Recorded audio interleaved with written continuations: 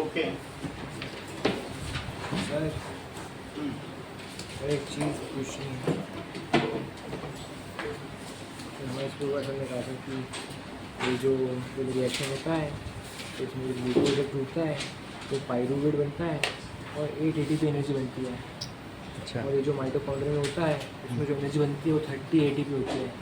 मगर इसको मिला के पाइरूवेट को मिला के 38 ATP एनर्जी होती है। और फिर यहाँ पे ये 2 है ना। हाँ, तो वो नहीं पता, मगर सर ने कहा था कि ये जो उस चीज़ को मैं देख के बताऊंगा। अभी होता है उसमें 12 ATP एनर्जी निकलती है। अब देख लेंगे, इसको देख के बताऊंगा। चलो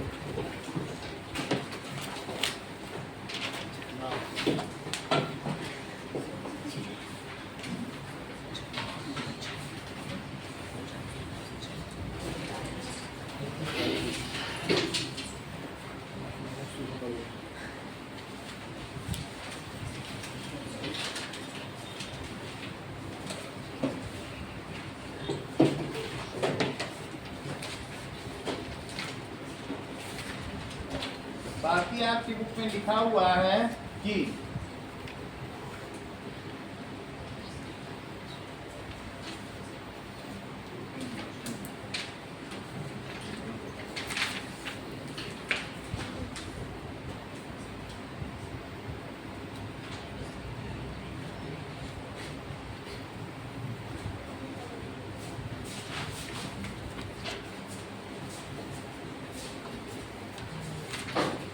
good evening sir. Good evening.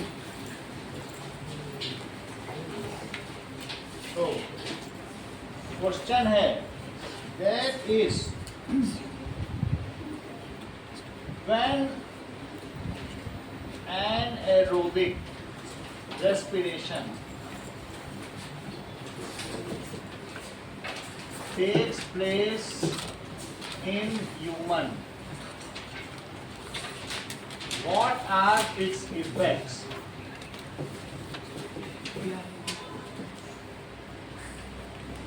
And how to counter it?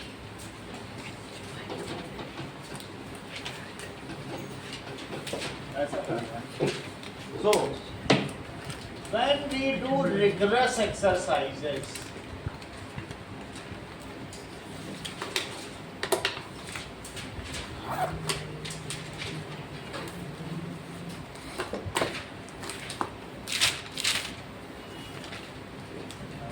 then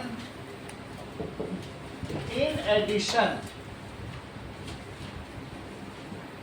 to aerobic respiration,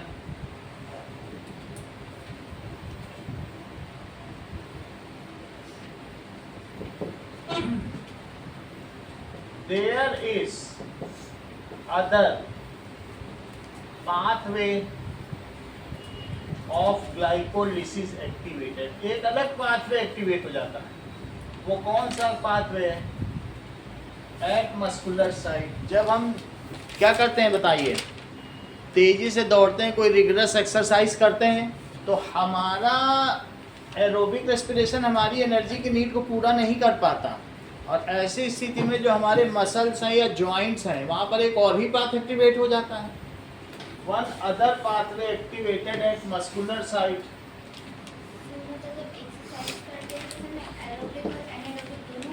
हाँ, दोनों होगा।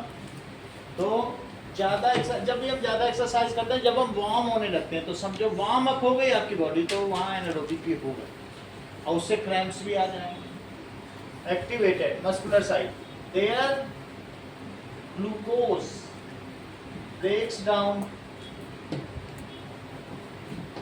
To form lactic acid. Lactic acid causes muscle cramps। फिर मसल्स दुखने लगती हैं।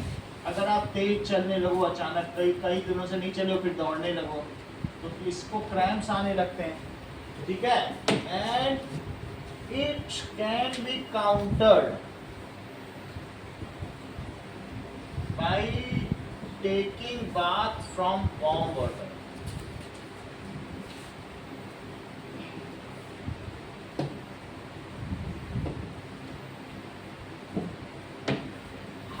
respiration takes place in plant?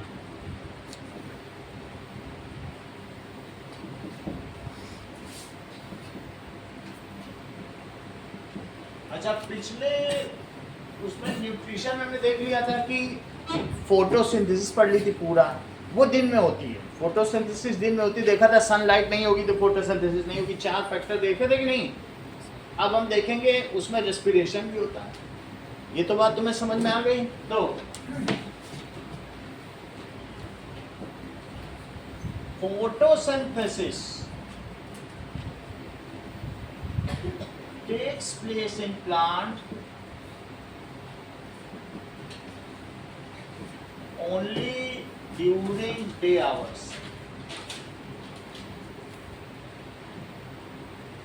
while respiration takes place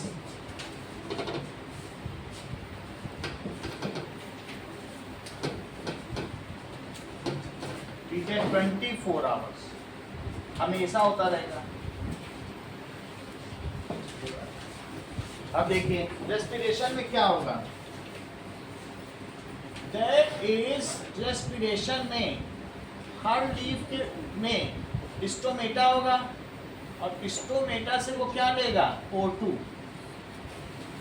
24 घंटे काम होगा, O2 लेगा और दैट इज रिलीज क्या करेगा CO2। और साथ में ये तो खाना बना ही रहा है सनलाइट में, इसके पास C6H12O6 की कोई कमी नहीं है, बहुत सारा स्टार्च है पत्तियों में, सनलाइट से फोटोसिंथेसिस हो रही है। और नीचे से पानी ले लेगा, यहाँ से क्या आएगा बोलो वाटर। तो इसके लिए आप लिख लें इक्वेशन वही रहेगी C6H12O6 प्लस 6O2 और फिर दैट इज 6H2O और क्या बन जाएगा 6CO2 प्लस 12H2O प्लस 38। अब देखिए तो क्या होगा, in this process stomata present in green parts, stomata जो भी ग्रीन पार्ट है, अगर ग्रीन स्टेम लिए नई स्टेम उसमें भी स्टोमेटा है, जो ग्रीन पार्ट्स है सब में स्टोमेटा होगा ही होगा। तो stomata present in green parts take O2 from atmosphere,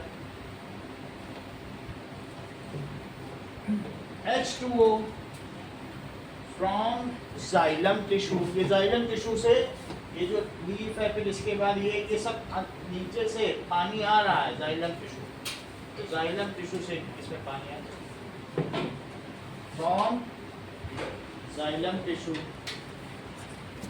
and break down glucose।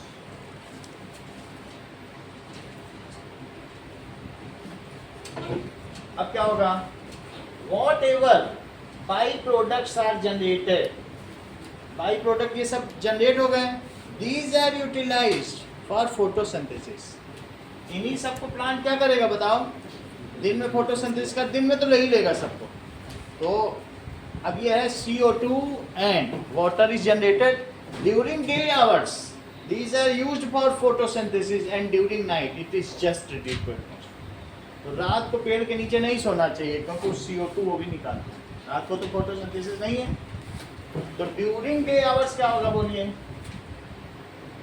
Day hours ये जो भी प्रोडक्ट्स हैं वास्तव में इसका मुख्य प्रोडक्ट 38 ATP है, जो फालतू चीजें होती हैं उनको बाई प्रोडक्ट कहते हैं और जो काम की चीज होती है उसको क्या कहते हैं प्रोडक्ट। तो ये प्रोडक्ट है, इसी के लिए तो सारा काम किया गया था। सो ड्यूरिंग डे आवर्स जो बाई प्रोडक्ट हैं, क्या क्या बाई प्रोडक्ट हैं जो फालतू की चीजें हैं, that it is CO2 and water is utilized for photosynthesis, food making के लिए यूज हो गया। However during night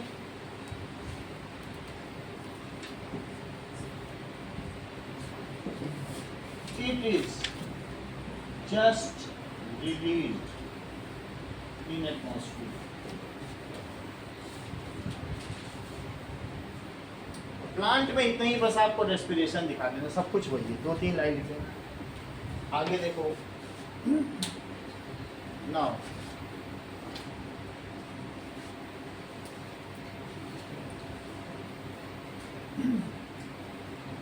क्वेश्चन पूछा गया है,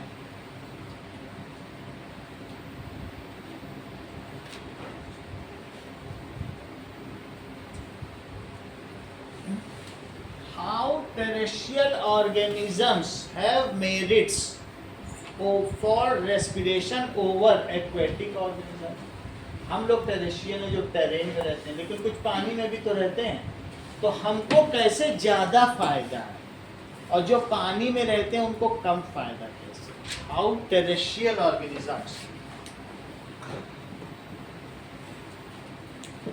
have merits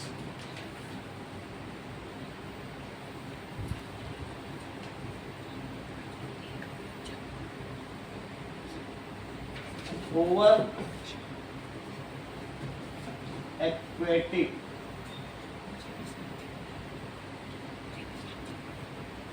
organisms in terms of respiration.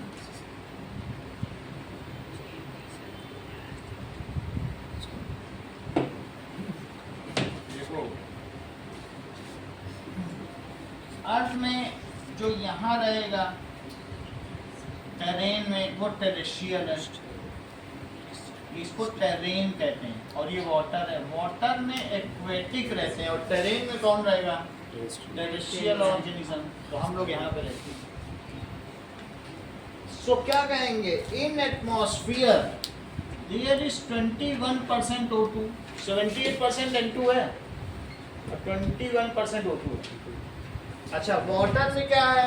Water में इसकी सॉल्युबिलिटी 0.0029 है लीटर पर लीटर। इतनी ऑक्सीजन है, कितनी कम है पर लीटर वाटर, कितनी कम है नहीं, हम लोगों को इतनी मिल जा रही है।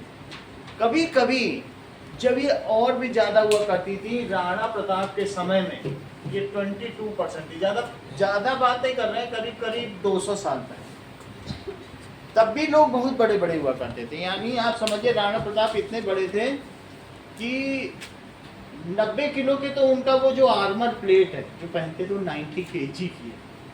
इवन मेहरानगढ़ के चले जाओ तो जोधाबाई इतनी बड़ी थी कि उनके घाघरे में हम जैसे 3 लोग समाना, इतना बड़ा घाघरा, वो डिस्प्ले कैसे। और पीछे चले जाओ तो 23% थी।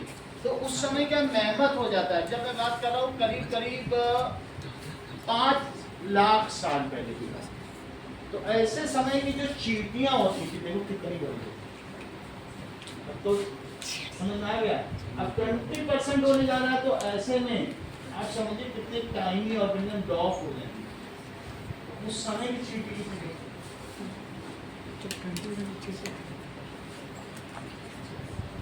फॉसिल सही नहीं, ये देखो, ये देखिए अभी क्या है कि अगर हम देखें अगले 50 साल बाद तो हम लोग की आधी साइज है। It is all about oxygen. अब इसका मतलब समझो ऐसा हो क्यों रहा, मैं ऐसा क्यों कह रहा हूँ, ये तो मैं बात बता रहा हूँ, ऐसा होता है, ठीक है।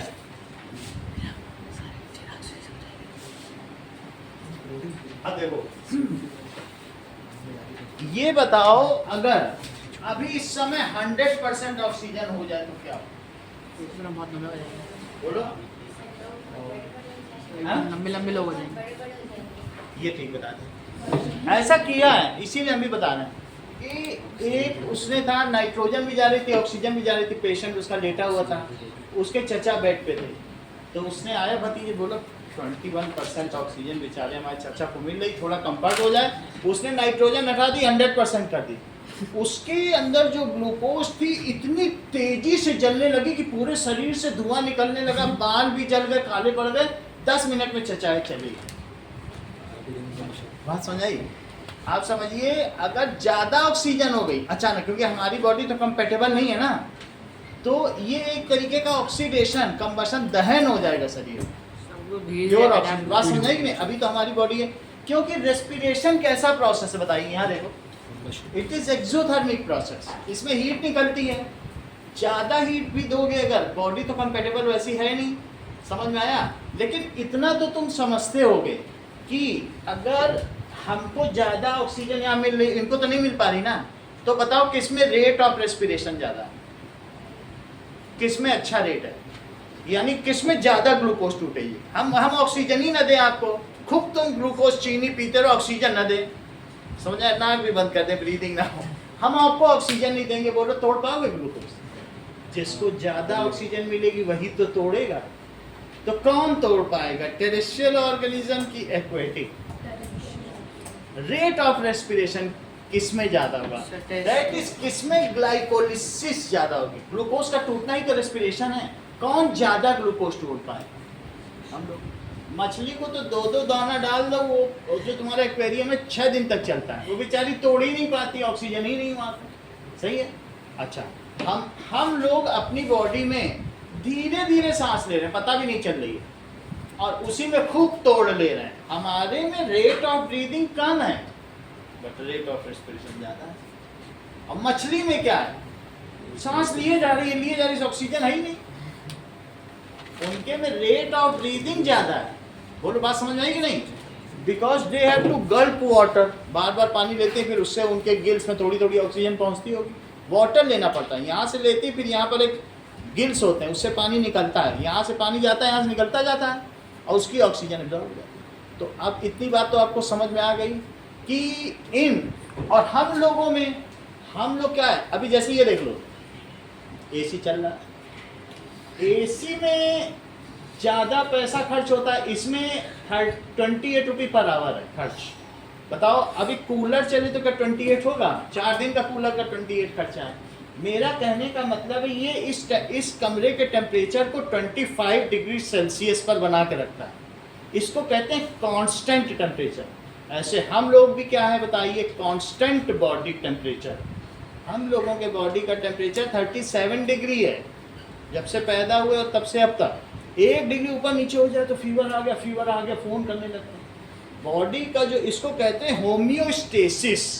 कांस्टेंट बॉडी टेम्परेचर को क्या कहते हैं, हम अपने बॉडी का टेम्परेचर एक जैसा मेंटेन कर पाते हैं, और उसमें एनर्जी लगती है, एनर्जी नीड्स होती है। जैसे एसी को है, एनर्जी का ही तो पैसा दे रहे हो, पैसा क्यों दे रहे हो। हमारी बॉडी में अगर तुम, उसको कहते हैं hot blooded animal. Constant body temperature को क्या कहते हैं, जो लोग अपनी बॉडी का टेम्परेचर मेंटेन कर सकें भाई, उनके लिए बहुत सारी रेस्पिरेशन रेट ज़्यादा होना चाहिए।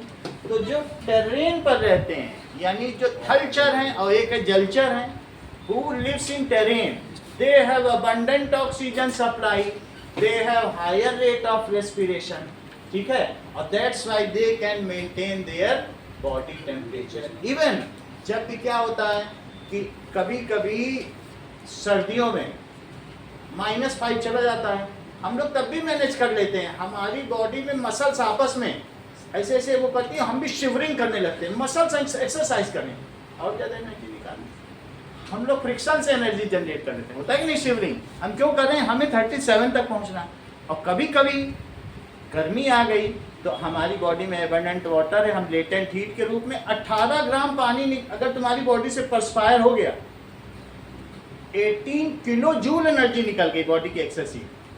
तुम चल रहे हो 40-45 डिग्री पे, सिर्फ मम्मी कहती 1 गिलास पानी पी के चले जाओ, दिन भर कमाल होता रहेगा। 18 ग्राम 1 घंटे में निकलेगा। 1 गिलास पानी जो पी के निकल गया, लू ही नहीं लगेगी, क्योंकि पानी को बहुत देर उबालो तब जाके 1 लीटर पानी खत्म होता है। इतनी हीट लेके तो वो खत्म होता है 1 लीटर, तो तुम्हारे ऊपर हीट पड़ती रहेगी, तुम लू से बचे रहोगे। तो हमारी बॉडी में क्या सिस्टम बना हुआ है कि हम 37 डिग्री सेल्सियस मेंटेन कर सकते हैं, या तो स्वेटिंग से कर सकते हैं गर्मियों में, और शिवरिंग से सर्दियों में कर सकते हैं। इसी तरीके से एक झबरीले बाल वाला कुत्ता, अब वो बेचारा अपनी हीट कैसे निकाले, तो वो अपनी जीभ बाहर निकालेगा, उसकी सलाइवा जब स्वेट होती जाएगी वो लार टपकाता रहेगा, सलाइवा स्वेट होगी, वो भी अपना बॉडी कूल कर लेगा। अब हम बात करते हैं हाउ, ये तो होम्योस्टेसिस तुम्हें समझ में आ गई कि कैसे होती है। Now how terrestrial organisms have merit over that is aquatic, समझ आई। चलो सीखो। Now, in air, 21% oxygen is there. So,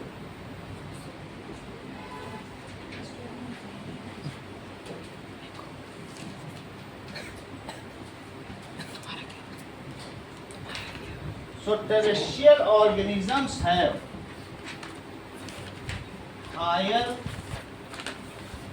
rate of हाँ निकिता सेंटेंस पूरा करो terrestrial organisms have higher rate of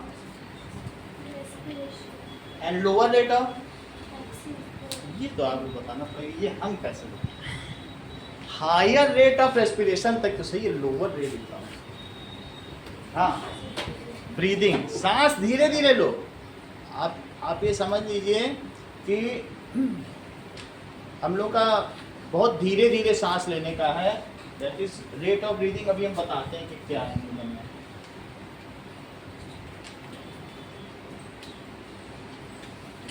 rate of breathing in human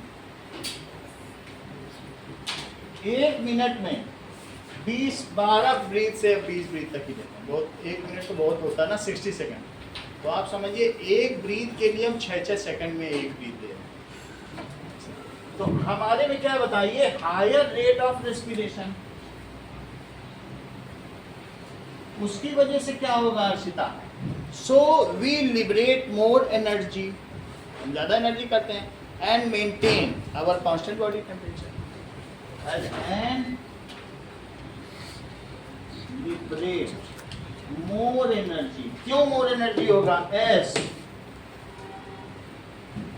respiration is exothermic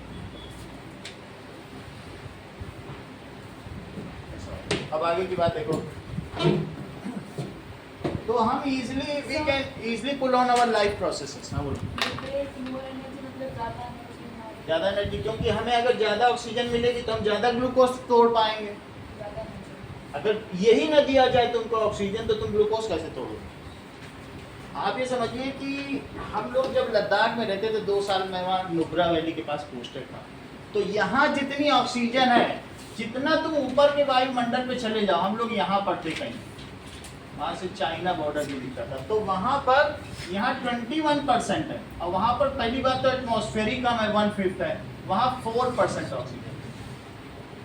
oxygen ही नहीं बहुत ऊंचाई पर था तो करीब 6000 के ऊपर था सांस कैसे लेते थे हम लोग सांस धीरे धीरे सांस लेते थे आप समझो ऑक्सीजन नहीं है ऑक्सीजन की वजह से क्या होता है वहाँ ऑक्सीजन नहीं है तो हम लोग धीरे धीरे चलते रहते पूरे दिन और हमारे ऑक्सीजन ना होने से क्या होता है बताइए जब ऊपर आप जाओगे it is necessary to memorize anything किसी भी चीज़ को अगर तुम्हें मेमोरी में रखना है तो तुमसे क्यों कहा जाता है भाई सुबह उठो नंगे पैर घास पे चल लो उससे तुम्हें ऑक्सीजन मिल जाएगी ऑक्सीजन से ही तो सब कुछ होता है जब यहाँ पर इस हाइट में प्लेन उड़ते थे तो वहाँ पूछा जाता है ATC से एयर ट्रैफिक कंट्रोल से पायलट से please have your oxygen mask क्यों कहा जा रहा है क्योंकि हम वहाँ पर 2 साल रहे मेरे 6 दोस्त थे उन 6 के साथ हम काम करते थे और 6 में से कभी 2 के नाम याद कर पाते थे कभी 3 6 के एक साथ कभी नाम याद नहीं ऐसा क्यों होता है ऑक्सीजन नहीं है ऑक्सीजन से आपका क्या होगा एवरीथिंग इज बाई ऑक्सीजन ठीक है हम लोग वहाँ सब कुछ खाते थे पता चलता था कभी वहाँ के सिंक में उल्टी कर रहे हैं तो कभी क्योंकि रेस्पिरेशन फूड का करोगे क्या तुम ये चीज़ नहीं है तुम फूड खा के क्या करोगे बताओ अच्छा ह्यूमन हैबिट है कि हमें 3 बार खाना है लेकिन उससे जब एनर्जी नहीं लगेगी तो बॉडी का डिस्कार्ड नहीं कर देगी तो सबसे ज़रूरी चीज़ क्या है बताओ ऑक्सीजन तो जो पायलट ओवर कॉन्फिडेंट है वहाँ पर 100 तो कॉकपिट में स्विचेस होते हैं वो ऑपरेट ही नहीं कर पाते भूल जाते हैं कभी कभी उनका प्लेन भी जाता तो बार बार उनको पता है बोलो बात समझ में आए कि नहीं इसको क्या कहते हैं दैट इज एनॉक्सिया की बीमारी क्या चीज़ कहते हैं क्योंकि थोड़ी देर में हम लोग पढ़ने वाले हैं जब तुम अल्कोहल पीते हो तो वो तुम्हारी बॉडी की ऑक्सीजन को लेकर किसमें ऑक्सीडाइज करता है अल्कोहल का फार्मूला क्या तुम लोग जानते हो और ये बॉडी की ऑक्सीजन लेके किसमें करता है बोलो CH3COOH एसिटिक एसिड बना देता है अच्छा, बॉडी की ऑक्सीजन खत्म हो गई, तुमने कभी दारू पीने वाले को देखा है? वो तुमसे बोलेगा हमने तुमसे कल बात की थी ना, फिर है बोलेगा हमने तुमसे कल बात की थी ना, फिर बोले, वो भूल जा रहा है वो बोल क्या रहा है, क्योंकि शरीर की ही ऑक्सीजन जब यूज हो जाए किसी चीज में तो बताओ उसे कुछ याद रहेगा। वैसी ही स्थिति हम लोग की होती थी वहां पर। इस बीमारी को कहते हैं एनऑक्सिया, जो पायलट को भी हो जाती है, हिल स्टेशन पर भी रहती है। अब तुम समझ गए कि ऑक्सीजन के होने से क्या होता है, हमारी बॉडी में न्यूट्रिशन अच्छा होगा, और न्यूट्रिशन जब वो चीज़ एब्जॉर्ब होती जाएगी, डाइजेस्ट होगी, तो ब्लड सेल्स लेंगे, फिर हम नया खाना खाएंगे, वहाँ तो भूख भी नहीं लगेगी। तो इतनी बात हो गई। So you can prolong your life process easily. Sir तो है ना श्रीनगर जम्मू कश्मीर में, सर तो फिर उधर भी सेम प्रॉब्लम होती थी। उधर नहीं, वहाँ एटमॉस्फेयर 80% है, लेकिन जब ऊपर चले जाओगे तो वहाँ पर कुछ भी वेजिटेशन तो सर फिर चाइल्ड को फिर इफेक्ट करता है या लाइक ओनली? सबको इफेक्ट करता है। इतनी बात तो तुम्हें पता चल गई ना। आगे की बात करें। अब हम करते हैं बात इन वाटर। क्या होगा बोलो वाटर में? सॉल्युबिलिटी। किसकी solubility? That is solubility of oxygen is very low, very low. ये बताओ लक्षिता कि तुम जब ठंडी पेप्सी है तब उसमें ज्यादा CO2 रहता है, कि अगर उबाल दो तब CO2 ज्यादा? उसकी जो फिज होती है ना, उसमें जो एसिडिक टेस्ट होता है ठंडी में ना, और अगर मान लो धूप में रख दो पेप्सी तो क्या सारा CO2 निकल जाएगा सोडा वाटर का? अदरवाइज सोडा वाटर क्या है, वाटर में क्या मिला देते हो? CO2। तभी तो H2CO3 यानी कार्बोनिक एसिड सोडा वाटर कहलाता है। तुम बताओ मछलियां पानी में कब कंफर्टेबल हैं? दैट इज 0 डिग्री सेल्सियस पर या 15 डिग्री सेल्सियस पर। यस, जितना ठंडा रहेगा उतना O2 की सॉल्युबिलिटी ज्यादा है। पानी में गैसेस ज्यादा कब सॉल्युबल है बताओ? ठंडे में। इफ जरा सा इधर उधर करोगे, तुम जानते हो कि वहां पर एटमॉस्फेयर चेंज हो रहा है लॉस एंजलिस में, कैलिफोर्निया में, वहां ट्रक जेलीफिश बीच में आ रही हैं, उनको लोड करके डंप यार्ड में डालना, मर जाती हैं 2-2 डिग्री पे। ऐसा क्यों होता है? अब आप देखो, पहली बात low rate of respiration. Respiration rate कम होगा, ऑक्सीजन ही नहीं रहेगी। हायर रेट ऑफ ब्रीदिंग तेज होगी, और फिर भी उसके बाद वो कोल्ड ब्लडेड एनिमल है, हम लोग हॉट ब्लडेड है, अपना बॉडी टेम्परेचर मेंटेन कर रहे हैं। वो लोग क्या करते हैं, एनर्जी अपने बॉडी टेम्परेचर मेंटेन करने में नहीं लगाते हैं। जब बहुत सर्दी होती है वो चुपचाप बैठे रहते हैं, जब धूप होगी तब काम करेंगे। जैसे छिपकली उपली ठंडी में सब इधर उधर चली जाती है कि नहीं, इस प्रोसेस को कहते हैं हिबरनेशन। हिबरनेशन का क्या मतलब है? During cold they do not waste their energy, ठीक है ना, अपनी एनर्जी वेस्ट नहीं करते हैं, and they suspend their most of the life processes. तो अब हम इन सब चीज़ों को यहाँ देखेंगे, जो चीज़ें बताई गई। ऑक्सीजन होगी तो रेट ऑफ रेस्पिरेशन होगा, तो ज़्यादा एनर्जी रिलीज करोगी। ऑक्सीजन नहीं होगी तो क्या है, फिश कोल्ड ब्लडेड हो जाए, ठीक नहीं? हम लोग हॉट ब्लडेड है भाई हमारे। सर वो 0 डिग्री और 15 डिग्री समझ नहीं आया क्यों? वो सब हम बता देते हैं। मेरा ये कहने का मतलब है मछलियाँ कंफर्टेबल किस में? हाँ। ठंडा ज़्यादा पानी होगा तो उसमें ऑक्सीजन की सॉल्युबिलिटी ज़्यादा। तो कैसे है? ऐसे ही देख लो, दैट इज इफ आप ऐसे भी देखिए ना, द गैसेस एक्सपेंड, जैसे ही गर्म करोगे एक्सपेंशन होगा, and ultimately they make their way to atmosphere, उसमें रही। अदरवाइज जो बाइंडिंग हो सब टूट जाए। वो ऐसे ही समझ लीजिए जैसे आप कोल्ड ड्रिंक है, बर्फ डालोगे तो वो ज़्यादा एसिडिक रहेगी, और गर्म कर दो धूप में रख दो तो खत्म हो गई। उसको आगे बताया जाएगा आपको सब कुछ। अब आगे लिख लो, in water solubility of O2 is very low, so क्या होगा? सो टू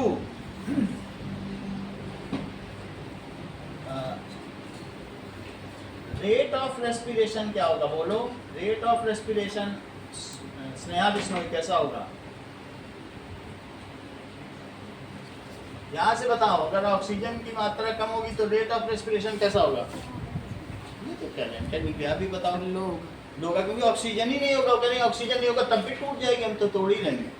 ऐसे नहीं कि फल तोड़ लो, ऑक्सीजन है ही नहीं, तुम कैसे उसको तोड़ लोगे? क्या ये टूटेगा? इसके टूटने को है ना। चलो फिर भी बहुत अच्छा बताए, कभी कभी आती है तब भी बहुत बता दिया। So rate of respiration is low. और क्या होगा? To fulfil the energy needs of life processes their rate of breathing is more. ये ठीक है, वास्तव में उनमें ब्रीदिंग करके नहीं होता है, वो पानी लेते हैं, उनके अलग अपने प्रोसेस हैं, उसी को आप चाहे ब्रीदिंग कर लो, ठीक है। लंग्स होंगे तो वो अभी हम देखेंगे कि क्या चीज़। Rate of breathing is high. Rate of breathing क्या होगी? एंड हाँ बोलो।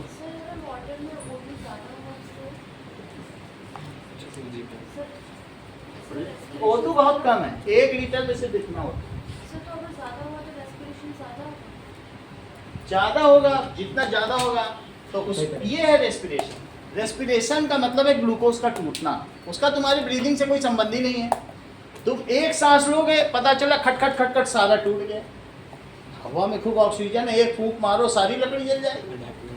सही बात के ब्रीदिंग तो क्या है? ऑक्सीजन को फुलफिल कर रहा है। रेस्पिरेशन तुम्हारी सेल में हो रहा है, ये नहीं सांस। तो जब खूब सारी ऑक्सीजन है तो यहाँ पर अच्छे से सब काम होगा, रेट ऑफ रेस्पिरेशन ज़्यादा होगा। हाँ, ब्रीदिंग कम लेनी पड़ेगी, सांस कहाँ पता चल रही किसी को कौन ले रहा है, समझ में आया कि नहीं? तो तेजी तेजी से समझ में आ गई बात आपको? तो कहने का मतलब है कि ग्लूकोज तेजी से टूटेगा। हम लोगों में ग्लूकोज तेजी से टूटता है, बहुत एनर्जी निकलती है और हम अपना बॉडी टेम्परेचर मेंटेन कर पाते हैं, है ना। और हमें उतना ब्रीथ करने की भी ज़रूरत नहीं कि पता चल रहा है कि हम ज़्यादा ही ब्रीथ कर रहे हैं रेट पे। और इन लोगों को क्या होगा? रेस्पिरेशन का रेट ही नहीं है। जैसा मैंने लद्दाख में बताया, ऑक्सीजन ही नहीं होगी, सब खाना पलट जाएगा क्योंकि ग्लूकोज को ले नहीं रही है सर। कहेंगे हम करेंगे क्या, ऑक्सीजन तो आप ला नहीं रहे हो, तो वो क्यों उसको तोड़ेगी क्या? समझ में आ गया? तो ऑक्सीजन के होने से यहाँ पर सब जगह ग्लूकोज तेजी से टूटेगा और ऑक्सीजन के ना होने से ग्लूकोज नहीं टूटेगा। ब्रीदिंग तो तुम खुद समझ लो, अगर नहीं है ऑक्सीजन तो ज़्यादा सांस लो, जल्दी जल्दी सांस लो, तब तो शायद थोड़ी पहुंचा पाओ। ऐसे ही आप वातावरण तो हल्की सांस लो, योगा करो बैठ के, सांस रोको भी, बंद कमरे में कोई थोड़ी ना रोकता। जब हम कोई रिवर्स एक्सरसाइज करते हैं तब हम तेज सांस भी लेते हैं, ऑक्सीजन तो बहुत होता है, उसको लेके आराम से भी सांस ले सकते हैं, लेकिन तेज क्यों लेते हैं? इतनी बात सही है। वो तो रिगरस एक्सरसाइज करेंगे, ज़्यादा सांस लेंगे, ब्लड ज़्यादा पंप होगा, ज़्यादा एनर्जी होगी। Rigorous exercise needs more energy, so that's why our breathing rate is higher. It goes up to 25 breath per minute, and even pumping of heart, जो हमारा हृदय धड़कता है ना, the pulse rate, it is not 78 per minute, it goes up to 85 per minute. Heart की pumping, blood का circulation वो भी ज़्यादा देगा, सबको ज़्यादा ग्लूकोज पहुंचाएगा, ब्रीदिंग उसे ज़्यादा ऑक्सीजन पहुंचाएगी। कहेगा लो सेल्स, तुम ऑक्सीजन भी लो और पीछे से हार्ट तुमको ब्लड लेके आ रहा है, वहाँ ग्लूकोज भी दे रहा है, इससे ग्लूकोज लो, तुम हमसे ऑक्सीजन लो, खूब तोड़ो, खूब योगा करो। ऐसा होता है कि नहीं? अलग अलग ऑर्गन का अलग अलग काम है। ब्रीदिंग से ऑक्सीजन मिली और हार्ट के पंपिंग से क्या मिला? न्यूट्रिशन। तोड़ो ग्लूकोज, सही है। चलो अब हम देखेंगे that is respiration in human being, that is human respiratory system.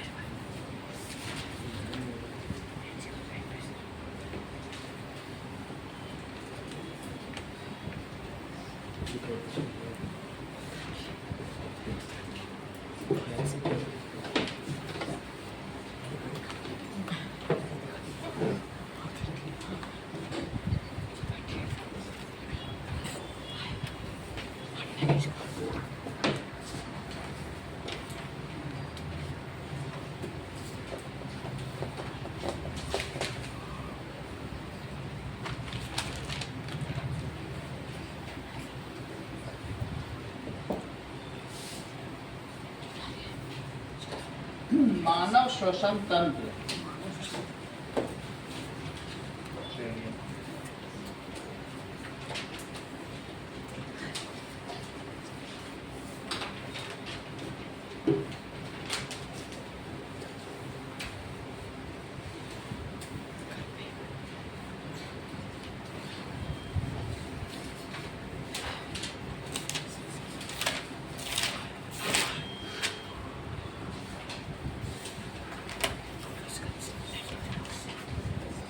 There is common passage, देखो यहाँ दो पैसेज हैं। अब इसके बाद क्या है कि जिसमें से एक पैसेज तो आगे निकल जाएगा जो ईसोफेगस के लिए निकल जाएगा, और उसी में से दूसरा कहाँ पे आएगा, दैट इज रेस्पिरेटरी सिस्टम। अब ये देखो कि यहाँ पर इसी में एक एपिग्लोटिस होता है, दिस इज एपिग्लोटिस। तो एपिग्लोटिस क्या करता है, दैट जब हम खाना खाएंगे तो खाना खाने पे ये चीज बंद कर देगा, जब खाना जाएगा इसी पे खाना जाएगा तो क्या इसको बंद कर देगा एपिग्लोटिस। कभी तुमने देखा कि ऊपर से जब तुम मुंह खोलते हो तो ऐसा कुछ लटकता हुआ दिखता है, इसको कहते हैं एपिग्लोटिस। माउथ खोलने पे ऐसा होता है कि नहीं, तो ये चीज है एपिग्लोटिस। इसका काम क्या है, ये हमारी ईसोफेगस है, इसका क्या नाम है, ये तो हम लोग पढ़ चुके हैं ना पीछे, ईसोफेगस से सब जाएगा स्टमक में जाएगा। और ये क्या है, ईसोफेगस।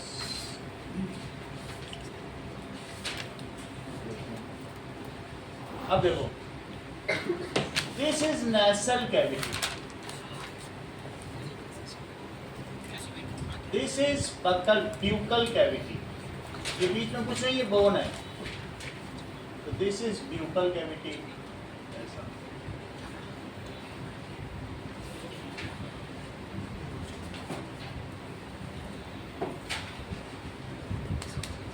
This is epiglottis.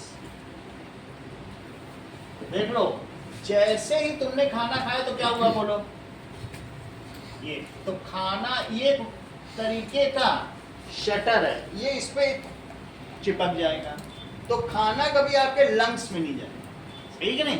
और ऐसे ही उठा हुआ रहेगा, सांस लेते रहो तो लंग से भी सांस जा सकती है, हवा सब जगह जाएगी। लेकिन खाना खाने पे जैसे ही खाना इसको टकराएगा ये इसको बंद कर देगा कि नहीं, और बंद करने पे कैसा हो जाएगा बताओ, ये जो बॉल रही है ऐसे हो जाएगा। तो this is lungs and this is oesophagus में पता चल गया। और अगर कुछ नहीं किया तो ये अब ऊपर उठा हुआ है, दिस इज एपिग्लोटिस। समझ में आ गया कि नहीं, आगे की बात करो। नाउ आगे देखिए, दिस इज विंड पाइप, जिसको ट्रैकिया कहा जाता है।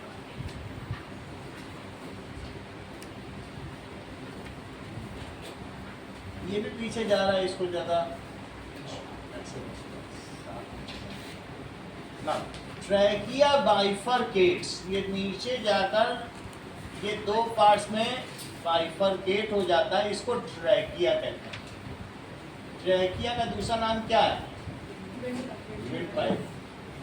कभी भी आप अपने घर में एक चीज करना, ये बैलून है और बैलून को नीचे से काट देना है, ये नीचे का पोर्शन आप हटा दो, इतना ही रखो बस, ज्यादा नहीं, और ऊपर से फूको, तो फूकने पे क्या होगा बताओ, दैट जब भी कभी ज्यादा स्पीड होती है ना, ज्यादा स्पीड करने पर ऐसा नहीं होगा कि ये दोनों पेजेस दूर दूर चले जाएं। जैसे देखो मेरे पास दो पेज हैं, अब मैं इसके बीच फूक रहा हूँ, तुम ये सोचोगे कि दूर चले जाएंगे, दूर नहीं जाएंगे, ये पास आ जाएंगे। जितना कर रहे हैं और चिपक रहे हैं, इसको कहते हैं कोलैप्सिंग। क्या होता है, जितना ज्यादा अगर आप करेंगे तो क्या होता है, और चिपक जा रहे हैं। तुम बैलून नहीं करो, वो फड़फड़ फड़फड़ करेगा, करता है कि नहीं।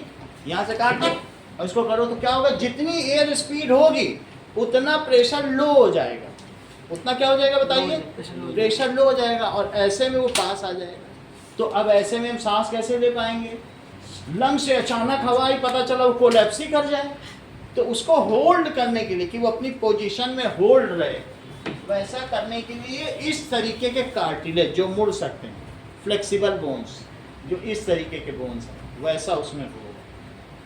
पूरे में क्या होगा बताओ, that is rings of cartilage. Why it is there, so that जब ये रिंग्स ऑफ कार्टिलेज, इसी पे रिंग्स ऑफ कार्टिलेज,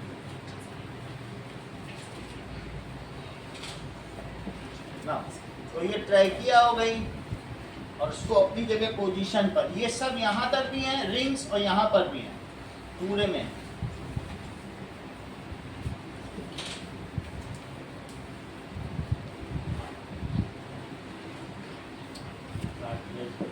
इधर पर तुमने 8th क्लास में पढ़ा था कि that is a voice box.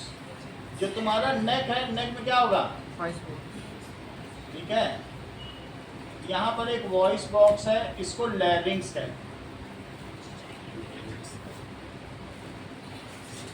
Okay, now देखिए, अब देखो, where wind pipe and food pipe have a junction that is called pharynx. क्या कहते हैं? और ये वॉइस बॉक्स है, इस जंक्शन को क्या कहेंगे? फेरिंग्स। सही है।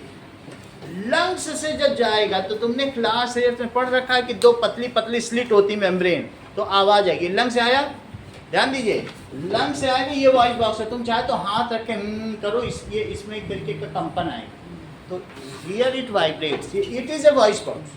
अच्छा, वॉइस में क्या होता है, ये थोड़ा बाहर निकला रहता है तो उसे एडम्स एप्पल कहेंगे, लेकिन गल्स में थोड़ा अंदर रहेगा, तो इसीलिए वो अंदर रहेगा तो दिखाई नहीं पड़ेगा, बट है सबके पास, लैरिंग्स तो सबके पास है।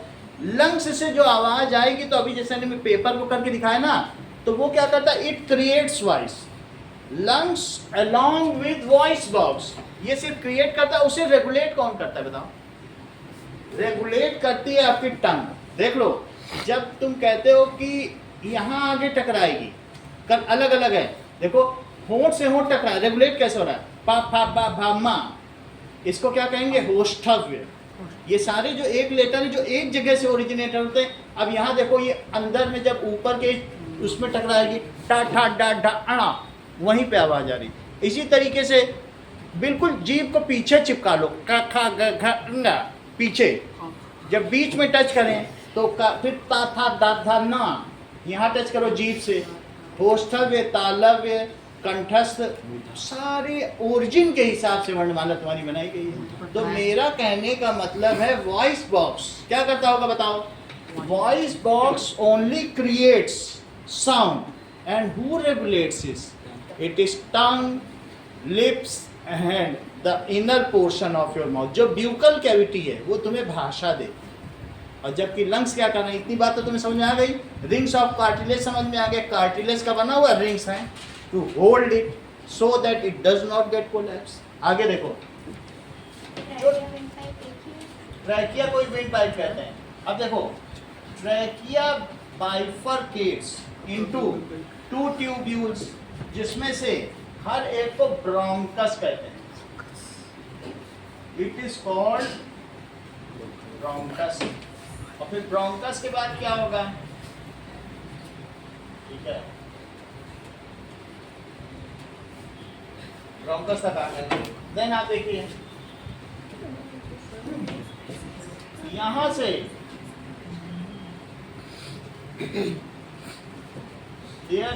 there are a pair of lungs.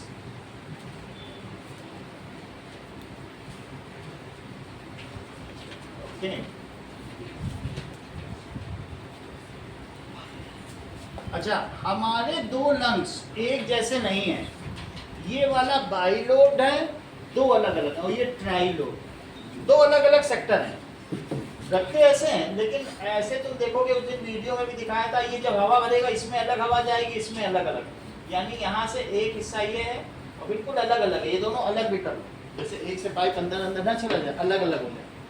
दो लोब हैं, इसमें दो लोब हैं, अभी फिर से दिखाएंगे वीडियो में। और इसमें 3 है, 3 बार हवा यहाँ से जाएगी, लेकिन 3 जगहों पे जाएगी। समझो अंदर अंदर एक टुकड़ा इधर चली गई, एक इधर चली गई और इधर चली गई, सही है। इसको कहेंगे ट्राइलोब। 3 थैलियाँ, और इधर कितनी थैलियाँ होंगी बोलो? 2 थैलियाँ, तो बाइलोब है। इतनी बात तुम्हें समझ आ गई? फिर ये यहाँ से ऐसे अलग भी होगा, वो तो दिखाया जाएगा, अभी दिखाएंगे भी आपको कि कैसा होगा। और इसमें ये चीज़ आप देख भी सकते हैं, ये जो हम लोग का सिस्टम है, ये देखो,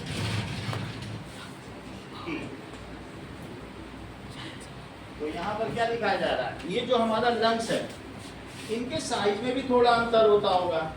अच्छा, लंग्स के अंदर फिर ये क्या है, ये इसी में बीच में सिक्योर क्या है, अर्थ बीच में, दीज आर द लंग्स। तो ये मस्कुलर ऑर्गन है जिसमें हवा भरते हैं, तो ये उस प्रेशर को आपस में क्या करते हैं, दे बियर द प्रेशर।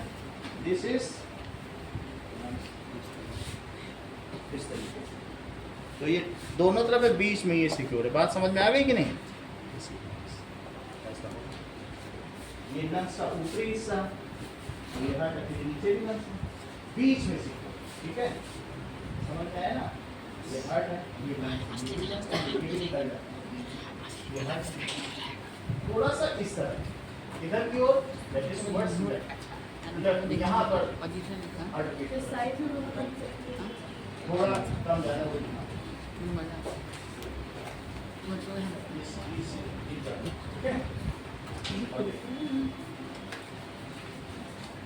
ऐसा होगा।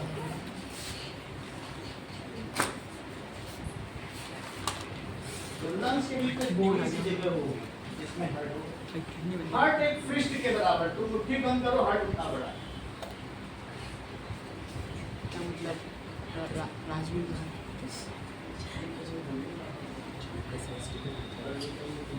आज फोन नहीं कर रहा था। चलिए अब देखो now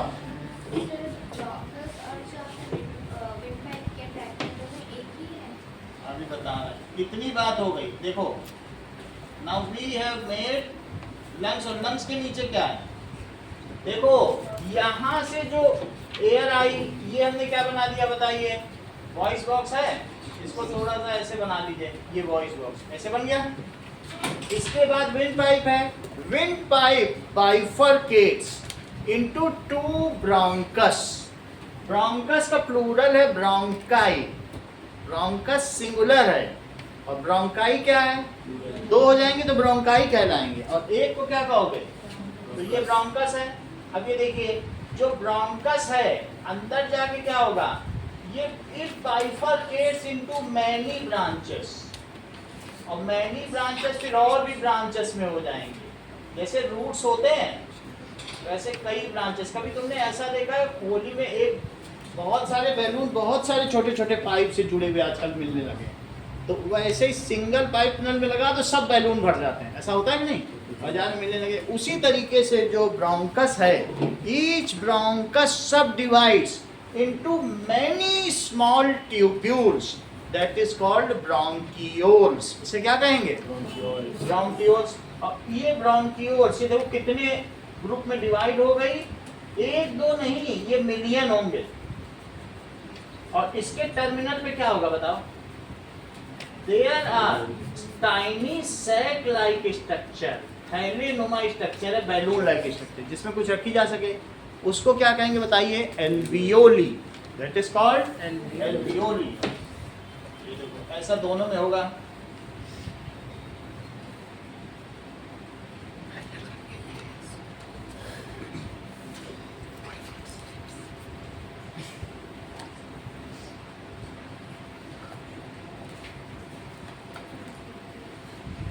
okay, now alveolis are surrounded by, ये एल्वियोली क्या है? ऐसा समझिए कि जैसे अंगूर का गुच्छा हो, इस तरीके से। दीज आर बंच ऑफ सैक्स, ऐसे बंच ऑफ सैक्स, ऐसे एल्वियोली होंगे हर एक के टर्मिनल्स पर। और इतना ही नहीं, ये जो बंच ऑफ सैक्स होंगे इनके चारों तरफ कौन लिखता होगा? कभी कभी आप लोगों ने देखा होगा कि आपके यहाँ पर एक वेन है, वो ब्लू कलर की है। ये देखो इसमें ब्लू ब्लड बह रहा है। ब्लू ब्लड का मतलब तुम समझ, ब्लू का मतलब ऐसे कहने के लिए ब्लू है। हमारे बॉडी में दो तरीके के ब्लड है, एक है ऑक्सीजनेटेड ब्लड और एक कौन सा बोलो?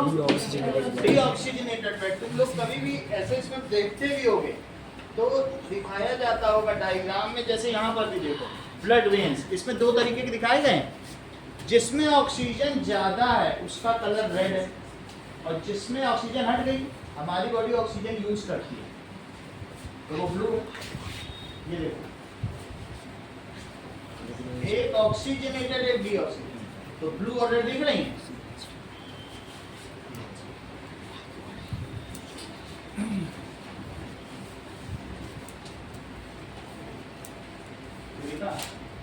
दो तरीके की। अब इसका मतलब समझो। अच्छा, अब एक नई चीज आपको बताने जा रहे हैं। ये देखिए हार्ट आपको दिखाया था अभी डायग्राम। हार्ट जिस ब्लड को पंप करता है बड़े प्रेशर के साथ, वो ऑक्सीजनेटेड बिल्कुल लाल है, सही है। कैसा ब्लड है बताओ? हार्ट जिसे प्रेशर वो करता है पंप, वो आर्टरी से बहता है। वो कहाँ है? आर्टरी। वो तो तुम देख ही नहीं सकते, अंदर अंदर जा रही है। और जब सारे जगह से वो यूज होकर के अब हार्ट में लौट रहा है, वो ये ब्लड है ब्लू कलर का, कईयों पे दिख भी रहा होगा, दिख रहा है कि नहीं? लौटता हुआ ब्लड वेन से लौटेगा और जाता हुआ ब्लड, बोलो प्रेशर जाने में होगा ब्लड में कि आने में? जाने में। जब सब यूज हो गया, एक एक सेल को देखा, तब कहाँ प्रेशर बचा? जाने में। कभी भी तुमने देखा होगा किसी ने इसको ऐसे कट किया तो वो ब्लड बस गिरने लगेगा, और किसी ने पूरा हाथ आधा काट लिया तो देखो मजा, 2 मंजिल तक ऊंचा ब्लड जाता। आर्टरी कटेगी तो सेकंड्स लगता है मरने में, और कुछ ना करो आर्टरी डैमेज ही हो जाए तो अंदर ही आर्टरी फट जाए तो पूरे बॉडी में ब्लड भर जाएगा। किसी की आर्टरी डैमेज हुई तो वो बच नहीं सकता। तुम्हें समझ में आई? अंदर अंदर क्या बहती बोलो? आर्टरी, जो हार्ट से ब्लड जा रहा है, और ऊपर ऊपर लौटता हुआ ब्लड। बोलो समझ आई बात? अब हमने आपको 2 चीजें बताई, अब बोलो क्वेश्चन पूछो। वेन काटे तो वेन का ये बोलते हैं काटने के बाद करते वेन में से गिरता है, वेन में लौटो। इतनी बात समझ आ गई? कहने का क्या मतलब है? देखिए हमारी बॉडी में ये देखिए, दैट इज, इसके पास यहां पर ब्लड लेने के लिए कौन आया बताइए? ब्लड लेने के लिए कौन आया? दीज आर डीऑक्सीजनेटेड ब्लड आए, इसके चारों तरफ भी ऐसे घिरी हुई हैं, और ब्लड लेके जब जाएंगी तो क्या होंगी बोलो? रेड हो जाएंगी। यहीं पे आएंगे ब्लू, जाएंगी रेड। क्यों? क्योंकि इसके अंदर से क्या आ रहा है बताओ? इसके अंदर क्या भरा है? O2, अपना CO2। कहेंगे लो CO2 तुम ले लो और हमको क्या दे दो, इसी को तो डिफ्यूजन कहते हैं। ये एक सेल थी, बहुत पतली होती, बैलून जैसी, और भी पतली, है ना? तो यहाँ पर बोलो एल्वियोली। इन सब गुच्छों को मैंने क्या नाम दिया बताइए? That is called alveoli. Alveolis are in bunch, 1-2 नहीं होते हैं, ये किसमें होते हैं? बंच में। Here the exchange of gases takes place. Deoxygenated, अभी तुमको यहाँ पे लिखाया था रेस्पिरेशन रिएक्शन, CO2 निकल रही थी, वो CO2 इसको हैंडओवर की जाएगी, ले जाओ, और इससे क्या ली जाएगी कि नया O2 दो, हमें नया रेस्पिरेशन कराना है। तो ये जो आएंगे, अब यहाँ से जाने के बाद वो कैसा जाएंगे बोलो? ये ब्लड चले जाएंगे, ये सब रेड होके, और ये सब कहाँ जाएंगे? किसको रिपोर्ट करेंगे? हार्ट को, कि हम ऑक्सीजन लेके आ गए, अब बिल्कुल रेड ब्लड है, पंप करो, सबको पहुंचाओ। समझ में आई बात कि नहीं? तो इस तरीके से हमने देख लिया कि 8 एल्वियोली, जो कि मिलियंस ऑफ इन नंबर हैं, और सारी एल्वियोली खोल जाओ तो 80 स्क्वायर मीटर, एक बास्केटबॉल ग्राउंड जितना बड़ा हो जाए। तुम्हारे जो रेक्टेंगुलर बॉक्स में लिखा भी हुआ है कि 80 मीटर स्क्वायर इनका एरिया होता है। समझ आया कि नहीं? यहाँ लिखा है कि नहीं? और इतना ज़्यादा सरफेस एरिया, तो सोचो कितना हो सकता है। जरा सा लंग्स है और उसके सारे एल्वियोली खोल दो तो कितना? बास्केटबॉल ग्राउंड जितना, इतना सरफेस। समझ आई? और कितने सारे गुच्छे होते हैं। So let us write about something about it and then see video of it. तो पहली चीज देखो कि now respiratory system in human.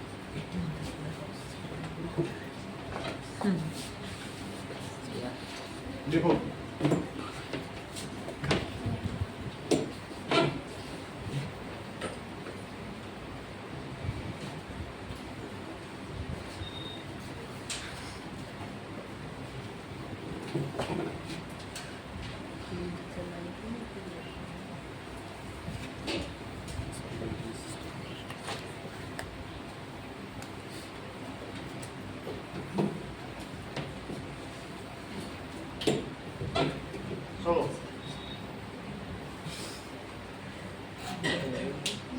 ये हम लोग की नोज है, और नोज के अंदर क्या है?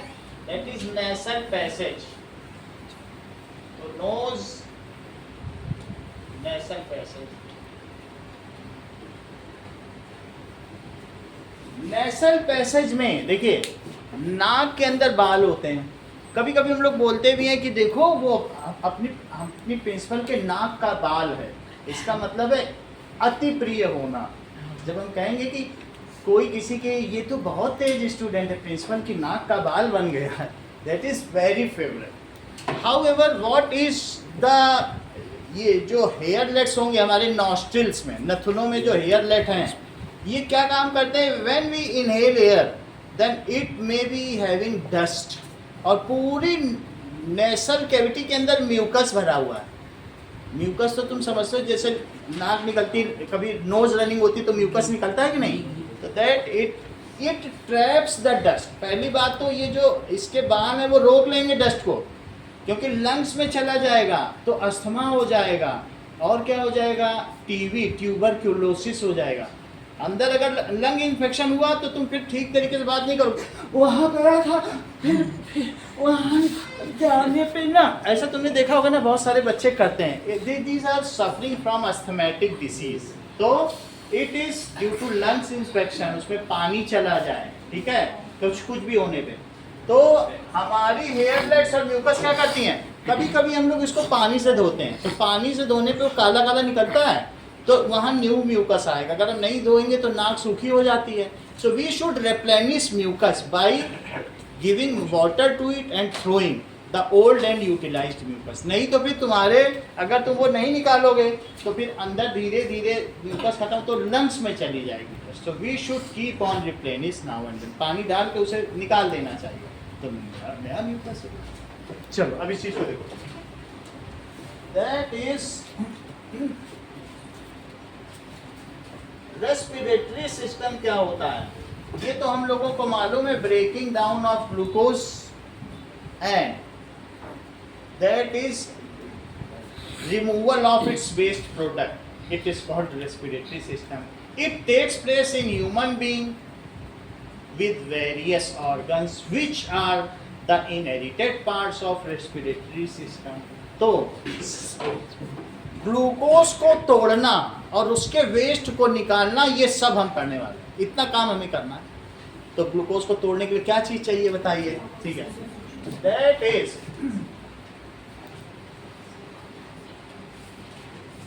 Breaking down of glucose with help of O2 and removal किसका करना है बोलो? Removal of waste products। Example that is CO2 and water is respiration। यही respiration है। It is accomplished, ये कैसे किया जा सकेगा? Accomplished in human with help of respiratory system।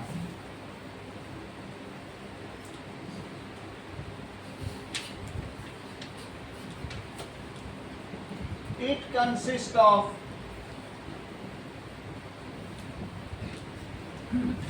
nose, nasal cavity,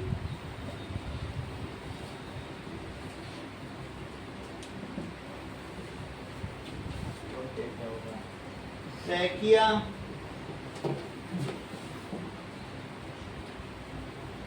bronchi, that is pair of bronchus, bronchioles and alveoli। अब देखो इसको डायाफ्राम बोलते हैं।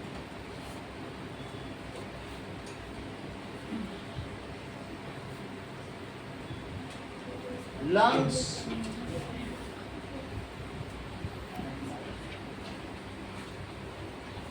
ऑर्गन का मतलब क्या होता है? दैट इज, जिसको तुम सेपरेट कर सको वही ऑर्गन है। इनको नहीं लिखेंगे, ये सब नहीं लिखेंगे, जो चीज तुम अलग अलग कर सको। अब ये लंग्स है, लंग्स के अंदर जो हो उसके अंदर ब्रोंकियोल्स भी है, एल्वियोली भी है, वो उसका इंटीग्रल पार्ट, वो एक ऑर्गन है। मुख्य पार्ट यही सब है। अब देखिए एज एयर क्यों? That is containing O2 enters inside nostrils. जब हवा हमारे नथुनों में जाती है, नथुने कहलाए जाते हैं, नथुने में ही तो नथुनी पहनी जाती है. That is when air enters inside nostrils, then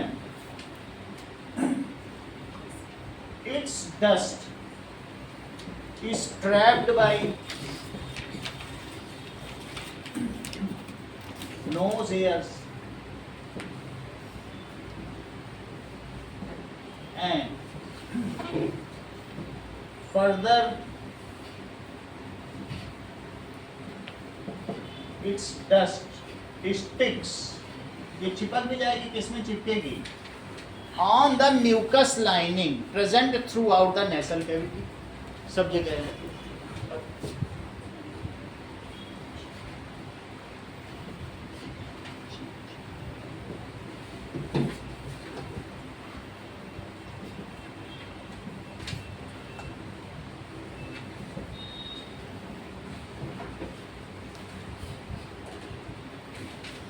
buccal cavity, ठीक है, and nasal cavity joins at a place. ये देखो, ये दोनों एक साथ ज्वाइन नहीं हो रहे, फिर अलग हो रहे.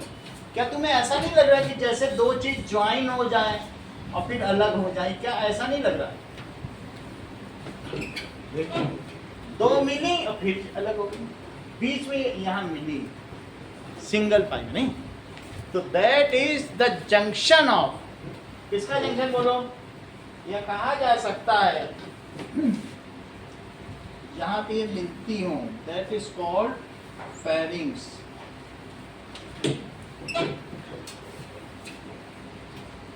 ठीक है, देखो, junction of nasal cavity and buccal cavity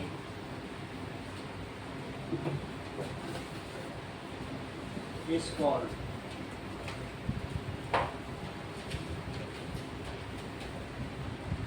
ये फेरिंग्स पोर्शन में ही एपिग्लॉटिस है. देयर यहाँ पर क्या होगा? A valve like muscular structure is present which regulates, वो क्या करता है? Food to food pipe and air to wind pipe. सही नहीं? एपिग्लॉटिस का क्या काम है बताओ? हवा सीधे है, हवा यहाँ कहाँ जाएगी? ये सब अंदर बंद है, पेट में तो कहीं हवा जाएगी नहीं. वो तो वहाँ खाना है, उस वहाँ क्या जाके क्या करेगी? जो चीज़ एक्सपेंड करेगी तो वहीं पे तो जाएगी ना हवा. एक्सपेंड कौन करा रहा है? डायफ्राम. कैसे करा रहा है? नीचे आके उसको वो कंपल्सन दे रहा है, भाई तुम फूलो. तो हवा को ले रहा है ना, शक कर रहा है, तो क्यों जाएगी खाने के में? नहीं जा सकती ना. समझ में आ गई बात? तो क्या होगा? At pharynx there is a valve like. Valve क्या होता है? जो क्लोज होता है, जैसे साइकिल में वॉल्व होता है, हवा को एक तरफ तो जाने दे, वापस ना आने दे, वही चीज होती है. तो देयर इज वॉल्व क्या होता है? यहाँ ध्यान दीजिए, ये वॉल्व है. अगर ये इस तरीके से वॉल्व है, कोई चीज इधर जाए तो जाने देगा, वहां से आए तो क्या होगा बोलो? ये बंद हो जाएगा. यही तुम्हारी साइकिल में भी, इधर आएगा तो चिपक जाएगा, और इधर से देखो तो अलग अलग आ जाओ. सही कि नहीं? तो इस तरीके से एट फेरिंग्स क्या होगा? There is a wall. Sneha Bishnoi, it is called, सही कहती हो, called epiglottis. Epiglottis क्या कहेंगे इसको? लिख लो, फिर इसका वीडियो देखेंगे. It regulates food into food pipe and air into trachea. It regulates food into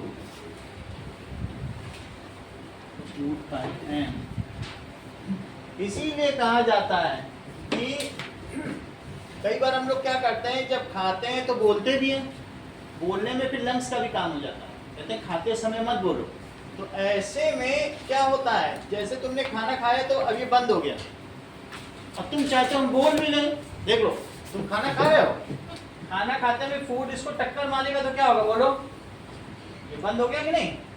अब तुमने जैसे ही बोला तो ये ठक से खुला और खाना इसके अंदर गया, लंग्स के अंदर चला गया।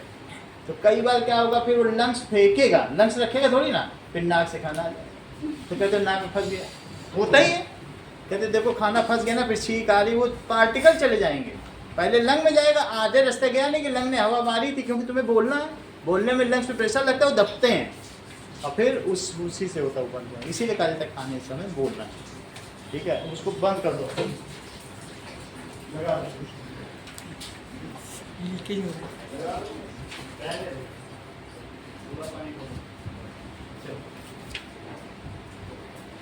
और क्या करता है बोलो, it regulates food into food pipe भारी में and that is air into किस पाइप में, ट्रैकिया या विंड पाइप। सही है। अब देखिए आगे, wind pipe at the neck, ठीक है, wind pipe has a larynx at the location of neck. So there is a voice box, वो उसका पोर्शन है भाई। जब लंग्स हैं, लंग्स का सिर्फ यही काम थोड़ी ना है कि सिर्फ रेस्पिरेशन करना, हमको आवाज़ भी देता है, वो उसके ऊपर है। उसी हवा से दो काम हो रहे हैं, उसी हवा से वेस्ट निकल भी रहा है, उसी हवा से हम आवाज़ भी निकाल रहे हैं, दो काम हो रहे हैं। तो there is a voice box located over wind pipe at neck. It is called, इसे क्या कहेंगे, लैरिंग्स। लैरिंग्स का मतलब है वॉइस बॉक्स और फेरिंग्स एक जंक्शन। अब देखो now, trachea has a number of rings over it which are called rings of cartilage. Trachea is covered with a number of rings made of cartilage. Bone और cartilage दो चीजें हैं हमारी body में, that is made of cartilage, which holds trachea in its position and prevent it to getting collapsed. उसको collapse होने से बचाती हैं। Which holds trachea in its position and prevent it from getting collapsed. सही है, rings of cartilage को hold करती हैं। Trachea bifurcates into, that is pair of bronchus या ब्रोंकाई। दो है तो वो ब्रोंकाई प्लूरल हो जाए। ठीक है, अब देखो जैसे syllabus syllabi, medium media, radius radii, ऐसा हम लोग कहते हैं। एक्सेस एक्सिस, एक्सिस एक्सेस, तो उसी तरीके से सिंगुलर प्लूरल का है। अब देखिए getting collapse, so trachea बाइफरकेट्स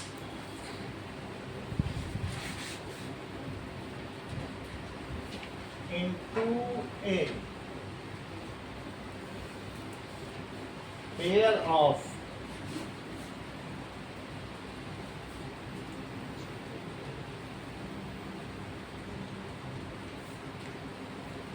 shoes, pair of bronchi।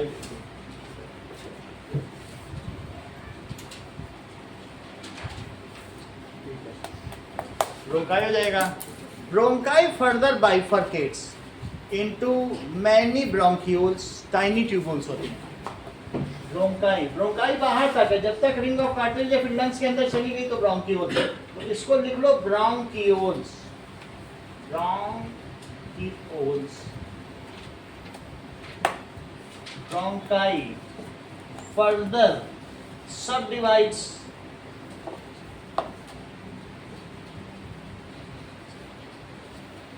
And forms, ऐसा बना देती है जैसे एडवेंटिशियस रूट्स, बहुत सारी जड़ें नहीं होती जैसे किसी से निकली रहे ऐसे, तो सिंगल चीज हो और उससे बहुत सारी जड़ें निकल जाएं तो उसको क्या कहेंगे, दैट इज ब्रोंकियोल्स। करीब करीब ऐसा, जैसे किसी किसी में ऐसी जड़ें ना निकली हो, एक से कितनी निकल, उस चीज को क्या कहेंगे, ये अभी ब्रोंकाई है लेकिन आगे सब डिवाइड हो जाए तो क्या बन जाए, दैट इज कॉल्ड ब्रोंकियोल। सही है कि नहीं, ऐसे ही सब डिवाइड जैसे जड़ें होती हैं। So bronchi further has a root-like structure called bronchioles.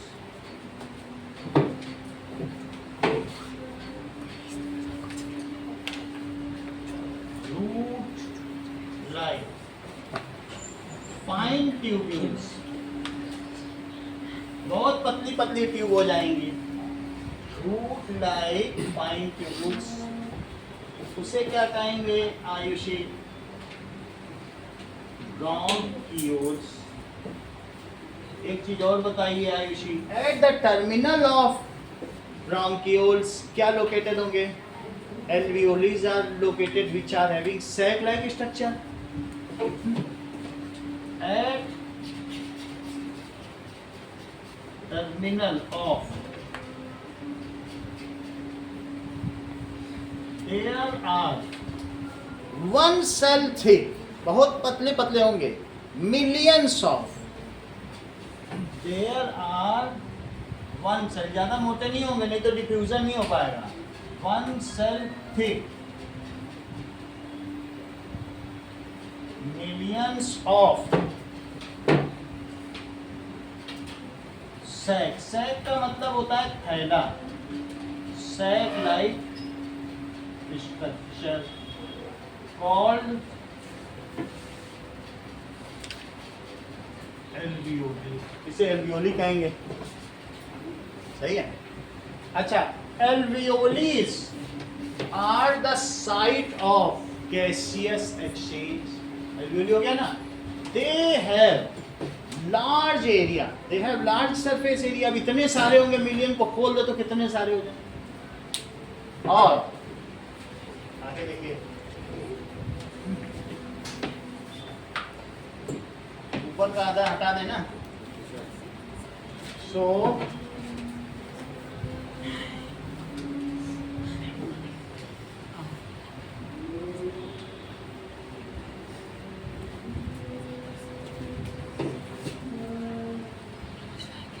alveoles are surrounded by, ये किससे सराउंडेड है, blood capillaries,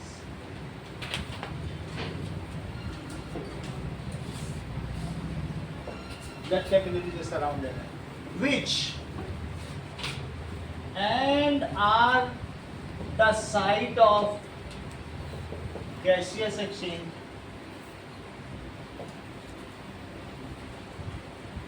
the site of gaseous exchange है, it has large surface area,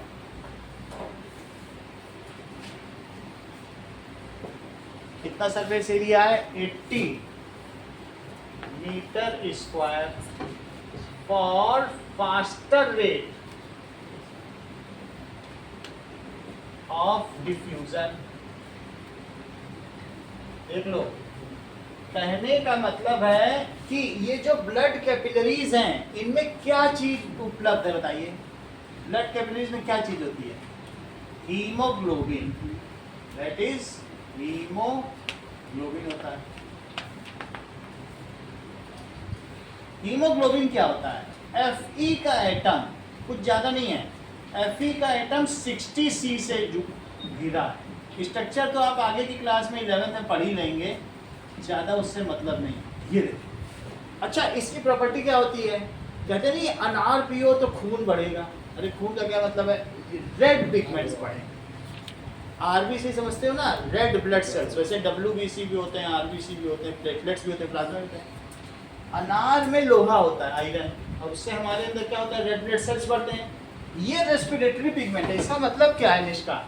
इसका मतलब है इसमें O2 को अपने अंदर बांध के रखने की जो प्रॉपर्टी है बाकी दूसरी गैसेस से 300 गुना ज्यादा है। इसीलिए इसको कहते हैं रेस्पिरेटरी पिगमेंट। जब ये यहाँ पे गया तो इसने क्या किया, अच्छा इसके O2 को सब सेल ने ले लिया, उनके भी अपने पंप्स होते हैं, ले लेती सेल के पास भी लेके जाता है ना। ये देख लो, हम लोगों के ब्लड में एक इस तरीके से आरबीसी होता है, तुम जानते हो, एल्पेन लीवर के तरीके से। अच्छा, ये ब्लड वेसल्स हैं जिसमें से ब्लड फ्लो करे। ये क्या है बोलो? WBC। और इस तरीके से जो होते हैं प्लेटलेट्स, और ये बाकी प्लाज्मा, तो ये 4 कंपोनेंट है।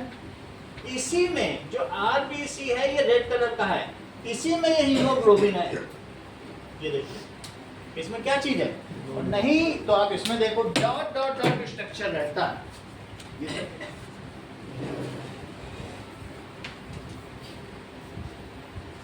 इसमें तुम डॉट डॉट देख रहे हो, तो जो डॉट ये WBC और ये RBC। RBC में क्या है देखो, कुछ तुम्हें डॉट डॉट दिखाई पड़ रहा है, ये हीमोग्लोबिन। इसमें न्यूक्लियस नहीं है, नॉन न्यूक्लिएटेड है, 3 महीने बस इसकी लाइफ है। हमारी बॉडी में ब्लड बनता रहता है, और फिर अगर ना दो किसी को ब्लड डोनेट तो खत्म भी होता है। हीमोग्लोबिन दिख रहा है डॉट डॉट, तो वो जो डॉट डॉट दिख रहा है वो आयरन के पार्टिकल है, 60 कार्बन से घिरे हुए हैं, और उनमें ऑक्सीजन को अट्रैक्ट करने की क्षमता दूसरी गैसों से 300 गुना ज्यादा। तो इस वजह से चूंकि वो ऑक्सीजन को शीलेट करते हैं, कैच करते हैं, जैसे आपके घर में साइंसी होती है ना शीलेट, और कहाँ लेके जाते हैं? They catch O2 from pulmonary side, lungs को तुम क्या कहती हो? पल्मोनस, and deliver it to cellular side. Pulmonary side से O2 लेते हैं, तो हीमोग्लोबिन का दूसरा नाम क्या बताया?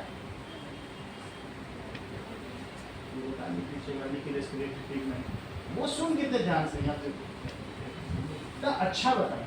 हीमोग्लोबिन का दूसरा नाम मोनिका ने क्या बताया? वो किस साइड से O2 लेते हैं? Pulmonary side. लंग्स को पल्मोनस कहते हैं ना, और कहाँ डिलीवर करते हैं? Cellular side. बोलो, बात समझ आई?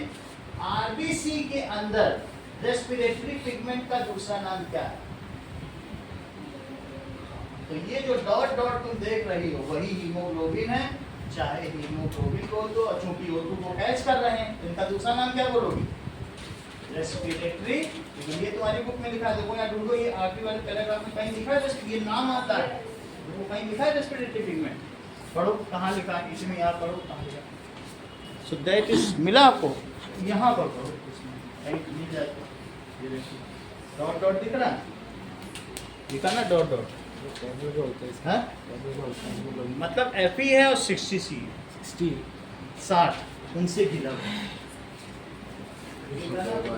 This is 60।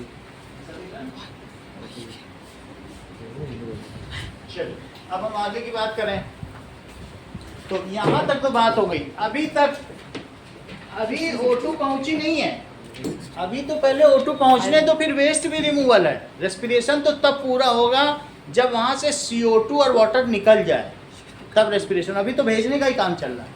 अब देखो, for faster rate of diffusion ना, ब्लड कंटेन्स, ब्लड में क्या करेंगे? Contains RBC, red blood cells, that is red blood cells, which has, इसमें क्या होगा? which has many dot dot particles। अब उतना नहीं लिख रहे हैं, आपको दिखा दिया है। so which has hemoglobin, which contains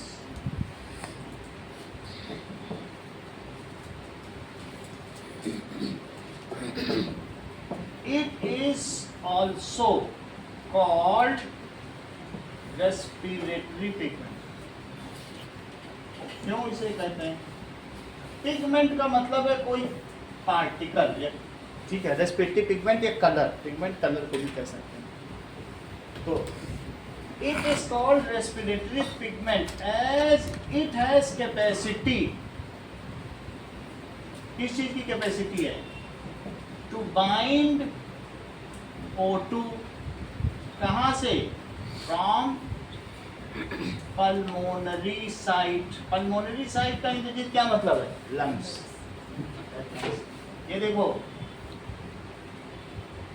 तो लंग्स में से मान लीजिए ये एल्वियोलस है, ये मैं एक एल्वियोलस बना रहा हूँ, एक बना रहा हूँ, तो इसके अंदर से जो इसके ऊपर कैपिलरी आएंगी तो O2 ये ले लेगी और दे क्या देगी इसको? बोलो CO2। अंदर से क्या ले रही है? O2, और रेड बन के निकल जा रही है, और उसको क्या दे रही है? CO2। तो दोनों काम हो जाएगा। It takes O2 from pulmonary site. अब देखो ये डिलीवर करने जा रही, कहाँ डिलीवर करेगा? And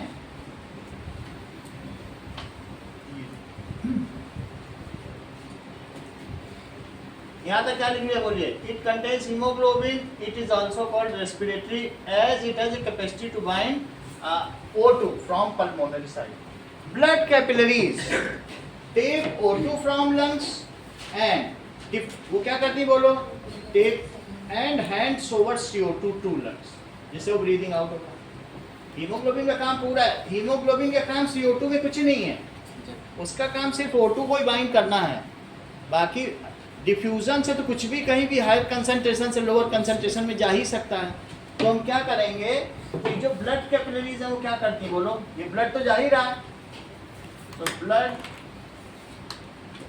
capillaries take in CO2, take in O2, उसके लिए उनके पास एक एजेंट बैठा हुआ है, and hand over, take in O2 from lungs and hand over CO2 to lungs. Now deoxygenated blood gets oxygenated coming out from lungs and its color changes from blue कहा जाता है, लेकिन थोड़ा रेडिश ब्लू होता है। ऐसा नहीं कि ब्लू ही होता। कह दो कि कोई हम वैम्पायर है क्या? हमने तो देखा है कि चुड़ैलों का खून नीला होता है, हम वैम्पायर हैं। ऐसा तो होता है पिक्चरों में, ऐसा तो किसी का खून नहीं होगा कि नस काट दी तो नीला ही बहने लग जाए वो, लेकिन फिर भी ब्लूइश रेड है। जब मैं ये कह रहा हूँ ये रेड है तो रेड नहीं समझो इसे, ब्लूइश हल्का, जब वो देखोगे तो गंदा खून जिसमें से ऑक्सीजन हट जाता है तो ब्लूइश रेड। समझ में आ गई बात कि नहीं? इतनी बात है, बस फिर भी पढ़ाने के लिए ऐसा पढ़ाया जाता है। अच्छा, as blood capillary leaves lungs, now it get oxygenated. Blood capillaries comes to lungs deoxygenated and leaves lungs oxygenated. Blood capillaries comes to lungs deoxygenated. जब आई थी तो उनके पास ऑक्सीजन नहीं था, and leaves lungs oxygenated. अब देखिए, the complete system of bronchioles and alveoli is encased into lungs. ये सारा किसमें है? पिंक कलर का लंग्स है नहीं? So the complete system of bronchioles and alveoli. alveolus एक है, देखो alveolus और alveoli, ये प्लूरल है और ये क्या है? सिंगुलर। सर, जब हम CO2 देते हैं तो उनके पास O2 आता है, पास जब हम मुझे CO2 देते हैं, कैसे? जब हम CO2 देते हैं O2 देते हैं तो उनके पास O2 आता है कहाँ से? जो ब्रीदिंग कर रही, लेकिन हम तो CO2 ही देते हैं सिर्फ। CO2 देते हैं। किसको देते? ये जो है ना, ये अपना अब ये इसके अंदर एक गुच्छे हैं, यहाँ पे सब घेरे हुए हैं, तो जो ब्लड आया है वो पूरे ब्लड पूरी बॉडी से होके आया। ब्लड कहाँ से है बताओ इनके पास? तो बॉडी में हर सेल ने सब O2 ले लिया। क्यों ले लिया? क्योंकि उसको रेस्पिरेशन करना था। यहाँ से जब ये जाएंगी तो हार्ट के पास जाएंगी कि sir oxygenated blood reported sir. कहाँ जाएंगी? हार्ट पे। हार्ट उनको भेज देगा कि जाओ ऑक्सीजनेटेड हो गया हो, जाओ सारे सेल को पूछो कि किसको चाहिए, तो ये सबके साथ चली जाएंगी। क्या ये ब्लड के साथ ही जाएंगी? हाँ, हार्ट के अंदर ब्लड आया, ऑक्सीजनेटेड होकर लंग से कहाँ गया बोलो? हार्ट में गया। हार्ट ने कहा ब्लड से कि जाओ, देखो फिर से समझो अदिति, लंग से हार्ट में क्या चीज गई बताओ? हार्ट तुम समझ गए? हार्ट हमारी बॉडी में इसमें ऐसे चैम्बर बने हुए हैं, ठीक है? तो हार्ट में ब्लड आया, पहले कहाँ से आया? बॉडी से। ये सब जा रहा है, हार्ट में जा रहा है। इसने बोला जाओ लंग्स पे जाओ और वहां से आओ। देखो फिर से समझो, मेरा कहने का मतलब है जब पूरी बॉडी से आया तो कैसा था ब्लड? क्या ब्लू था? उसने फिर पंप किया। हार्ट को मेहनत बहुत पड़ती है। पूरी बॉडी से आया, उसने कहाँ भेज दिया कि जाओ ऊपर जाओ और ऊपर जाके लंग्स पे रिपोर्ट करो। लंग्स में एल्वियोली बैठे हैं, अपनी सारी CO2 तुम जाओगे वहां से वहां चली जाएगी, क्योंकि तुम्हारे पास CO2 ज्यादा है लंग्स के उस साइड। वो तो एक डिफ्यूजन है ना, गैस तो हायर से लोअर चली जाती है और उसके पास O2 है। तुम अपने हीमोग्लोबिन की मदद से सारा O2 लेकर और रेड कलर बन के आ जाना। आ गया रेड कलर। तो जब रेड कलर बन के आया, उसने कहा फिर से कि हमने आपको रिपोर्ट कर दिया, फिर आ गया। अच्छा, इसने क्या किया? आ गया तो अब इसमें नीचे वाले चैम्बर में आ जाओ, फिर ये पूरी बॉडी को दे देगा, कहेगा जाओ और आगे चलकर तुम छोटे छोटे ब्रांचेस में बढ़ जाना और वहां पर छोटे छोटे सेल होंगे और हर एक से पूछना, क्या पूछना कि तुमको ग्लूकोज चाहिए कि क्या चाहिए।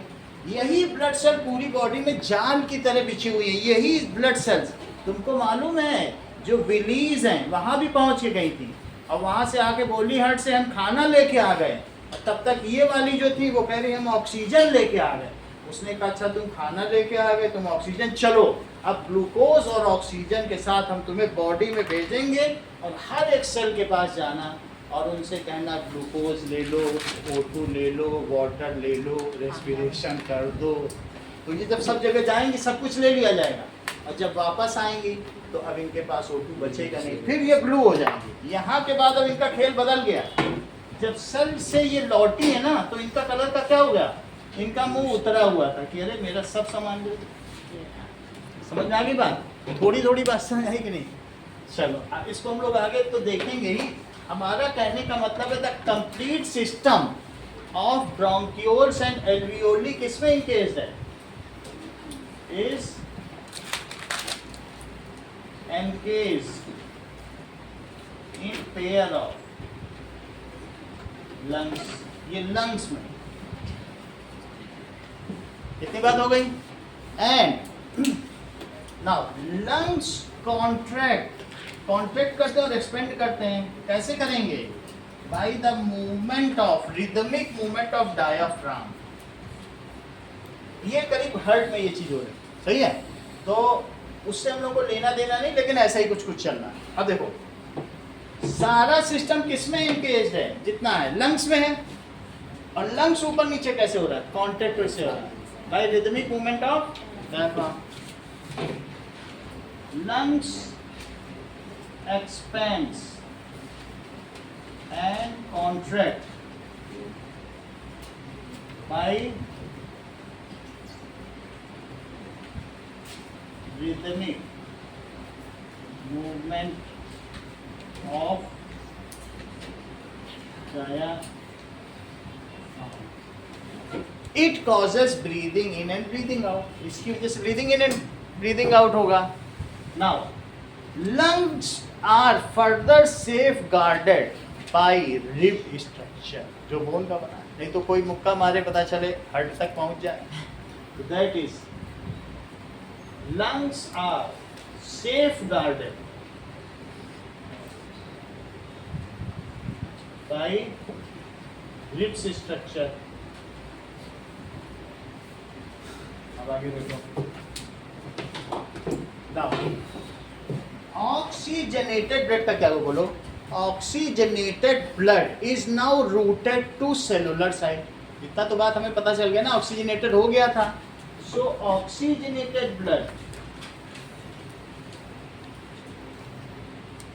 इज, इसको रूट करो, रूटेड टू सेलुलर्स या सेल्स, सेल्स पे चला गया, फिर क्या होगा, cells use it for respiration and generate, और क्या जनरेट करेंगे, CO2 and water.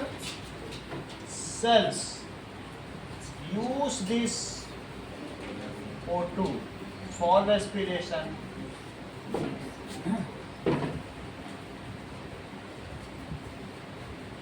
and generate CO2 and water. A part of CO2 जो 20% होगा, 20% CO2 ये कह दो, a part of CO2 is diffused out, ठीक है, in gaseous form through breathing out, ठीक है, ये हमारी बॉडी से निकल जाएगी. रेस्ट जो 80% है, in soluble form it is expelled out or excreted as urine, जो कि NH2CO NH2 है ना, वहाँ भी तो यूरिया क्या है, यूरिया का क्या फार्मूला, तो वहाँ C तो है, तो अब क्या लिखेंगे, a part of CO2 is breathed out, ये breathe out हो गया, and in gaseous form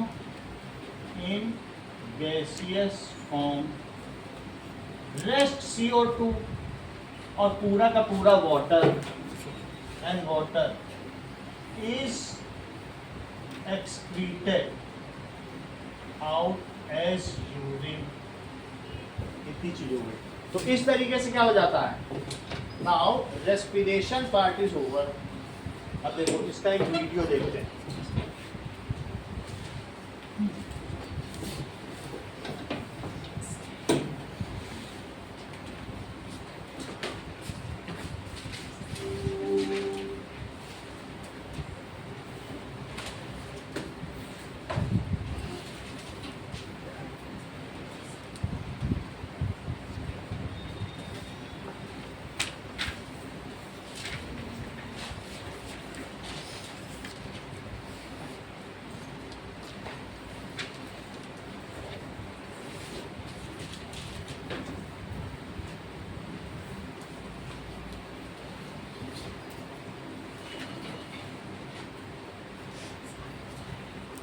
Human respiratory system 3D animation video. Human respiratory system.